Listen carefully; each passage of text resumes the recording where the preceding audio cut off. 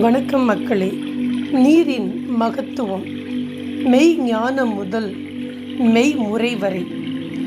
வள்ளுவப் பெருந்தொகை நீரின்றி அமையாது உலகு என்று சொன்னது வெறும் வரிகள் அல்ல, அது பிரபஞ்சத்தின் அடிப்படை விதி. மகா பெரியவர் காஞ்சி பெரியவர் அடிக்கடி வலியுறுத்துவது போல, நீர் என்பது வெறும் தாது பொருள் அல்ல, அதுவே உயிர். நீரின் மெய்ஞானம் மற்றும் விஞ்ஞானம். மெய்ஞானம், நீர் என்பது அப்பு பூதம். இது நாராயணனின் அம்சமாகவே கருதப்படுகிறது. நாரம் என்றால் நீர், அதில் வசிப்பவர் நாராயணர். எனவேதான் நீரை தெய்வமாக வணங்கும் மரபு நம்மிடம் உள்ளது. சிவபெருமானின் தலையில் கங்கை தாங்கியிருப்பது போன்று நீர் என்பது வானத்திலிருந்து பூமிக்கு வரும் தெய்வீக சக்தி. தீர்த்தம் என்று அழைப்பதன் காரணம் சுத்திகரிக்கும் ஆற்றல் கொண்டவை என்பதால் தண்ணீரை முக்கியமாக கருதுகின்றோம். பூமியின் 71% நீரால் ஆனது. மனித உடலும் ஏறக்குறைய 60-70% நீரால் ஆனது. நீர் என்பது ஒரு தகவல் கடத்தி. அதன் மூலக்கூறு அமைப்பு அதிர்வுகளுக்கு ஏற்ப மாறக்கூடியது. இதனால்தான் புனித தீர்த்தங்களுக்கு ஆற்றல் உண்டு என்கிறோம். உயிரினங்களின் தேடல் நீரை நோக்கியே இருக்கிறது. பறவைகள், விலங்குகள் என அனைத்தும் நீரின் திசையை உணர்ந்து பயணம் செய்கின்றன. இதுவே நீரின் நிறைவாற்றல். நாம் உண்ணும் உணவும் பருகும் நீரும் நமது குண அதிசயங்களை தீர்மானிக்கின்றன. நீர் என்பது உயிரின் ஓட்டம். அது ஓரிடத்தில் தேங்கினால் அசுத்தமாவது போல மனித வாழ்வும் தேங்கினால் வளர்ச்சி அடையாது என்பதே தத்துவம். பல பறவைகளும் விலங்குகளும் இடற்பெயர்வு செய்வது நீரை தேடித்தான்.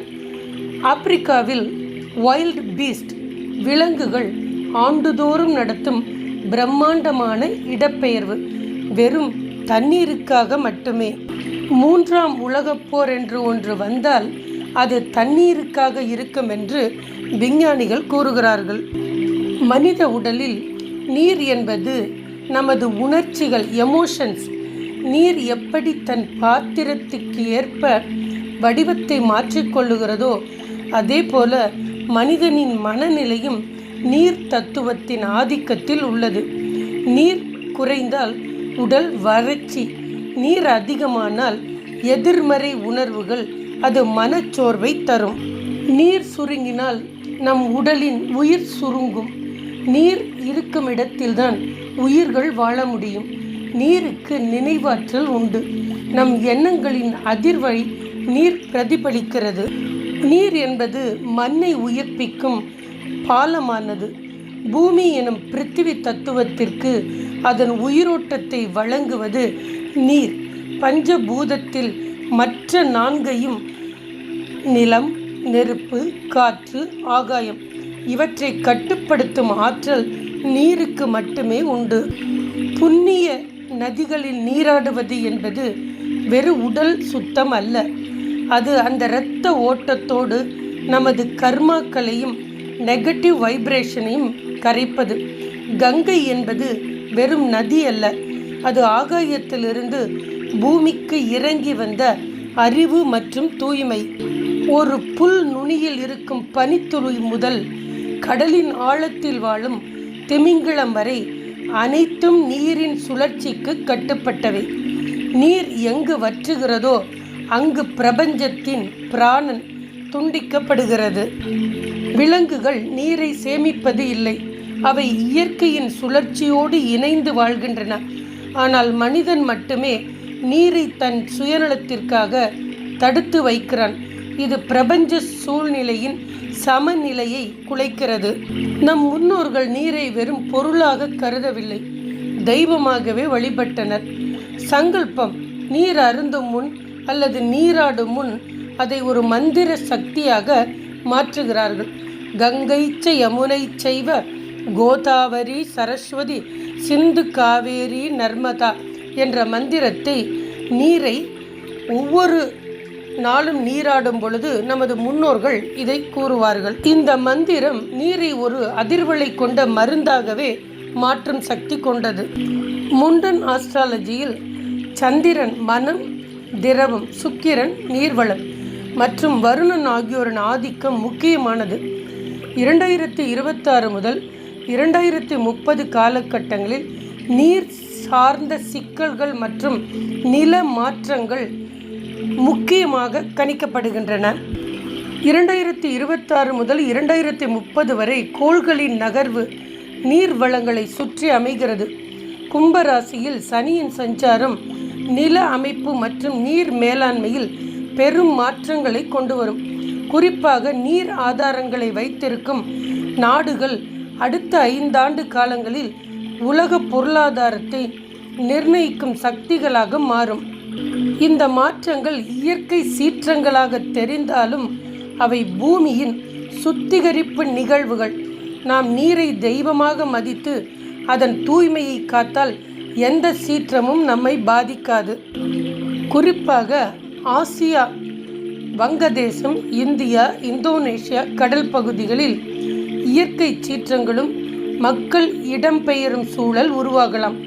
பொருளாதார ரீதியாக நீர்வளத்தை மையப்படுத்திய புதிய ஒப்பந்தங்கள் உருவாகும். நெதர்லாந்து, இங்கிலாந்து, ஐரோப்பா கடல் மட்ட உயர்வு காரணமாக நீர் மேலாண்மை தொழில்நுட்பத்தில் அதிக முதலீடு செய்ய வேண்டிய கட்டாயம் ஏற்படும். அமெரிக்கா மற்றும் ஆஸ்திரேலியா கடும் வறட்சி மற்றும் தீ விபத்துகளை தொடர்ந்து திடீர் வெள்ளப்பெருக்கு ஏற்படும். இது நாட்டின் உள்நாட்டு பொருளாதாரத்தை மாற்றி அமைக்கக்கூடியதாக இருக்கும். கோள்கள் நீர் ராசிகளில் பலவீனமாக இருந்தால் அது வறட்சியையும் சமூக குழப்பங்களையும் நீர் தொடர்பான பிரச்சனைகளையும் தரும். மக்களே, ஒரு சமூகத்தின் ஜாதகம் அதன் நீர்நிலைகளில் இருந்து தான் எழுதப்பட்டிருக்கிறது. நம் முன்னோர்கள் குளங்களை கோயிலுக்கு சமமாக வைத்திருந்தனர். இன்று நாம் தொழில்நுட்பத்தால் உயர்ந்திருக்கலாம், ஆனால் நீரை மாசுபடுத்தி நாம் நமது ஜாதகத்தையே ஃபியூச்சரையே சிதைத்து கொண்டிருக்கிறோம். ஜோதிடம் என்பது வெறும் கணிப்பல்ல, இயற்கையோடு இணைந்த ஒரு வாழ்வியல் பாடம். நீரை தெய்வமாக போற்றுவோம். அதுவே நாம் நம் சந்ததியினருக்கு கொடுக்க போகும் மிக பெரிய சொத்து. நீர் வற்றினால் பூமி வறளும், பூமி வறண்டால் மனித குலம் மறையும். இது எச்சரிக்கை மட்டுமல்ல மக்களே, இது பிரபஞ்சத்தின் விதி. உலகம் பருவநிலை மாற்றத்தை பற்றி கவலைப்படும் இந்த நேரத்தில் நீர் மேலாண்மையை ஆன்மீகத்தோடும் முண்டன் ஜோதிடத்தோடும் இணைத்து பேசுவது எனக்கு ஆன்மீகத்தில் அனைவரையும் ஒரே நேரத்தில் உங்களோடு இணைப்பது பெருமை சேர்க்கிறது. தண்ணீரை பற்றி நீங்கள் இதுவரை கேள்விப்படாத உண்மைகளை இந்த வீடியோவில் பார்த்தீர்கள். இதே போன்ற பிரபஞ்ச அறிவியலை ஜோதிட கோணத்தில் தொடர்ந்து தெரிந்து கொள்ள இந்த சேனலை சப்ஸ்கிரைப் செய்யுங்கள். ஒரு சொட்டு நீரை சேமிக்க உறுதியெடுக்கும் ஒவ்வொருவரும் நமது குழுவில் இணையுங்கள். நன்றி மக்களே. மீண்டும் அடுத்த பதிவில்